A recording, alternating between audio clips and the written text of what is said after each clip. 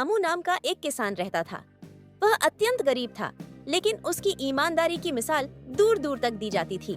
उसके पास खेती के लिए बस एक छोटा सा टुकड़ा जमीन था, जिस पर वह मेहनत से फसल उगाता और अपने परिवार का पालन पोषण करता। के परिवार में उसकी पत्नी सीता और 2 छोटे बच्चे थे।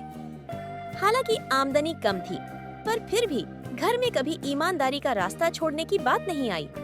रामू का उसूल था, जो मेरे पास है वह भगवान की देन है और जो नहीं है उसके लिए किसी का हक। एक दिन रामू खेत जोत रहा था कि उसकी फावड़े की चोट किसी कठोर चीज से टकराई।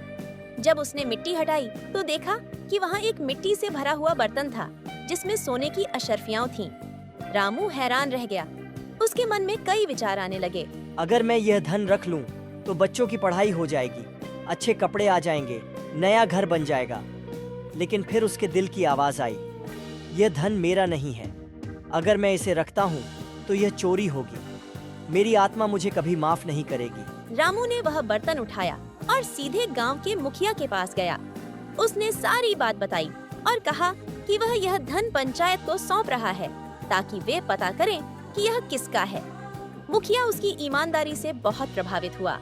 उसने गांव में सभा बुलाकर घोषणा करवाई, अगर किसी का धन खोया है तो वह आकर पहचान कर। बाद एक बूढ़ा किसान हरिदास आया और बोला, वर्षों पहले जब मैं खेत की जुताई कर रहा था, तब अचानक गांव में दंगे हो गए थे। मैं जल्दीबाजी में धन मिट्टी में गाड़ दिया था और फिर भूल गया कि कहाँ रखा था।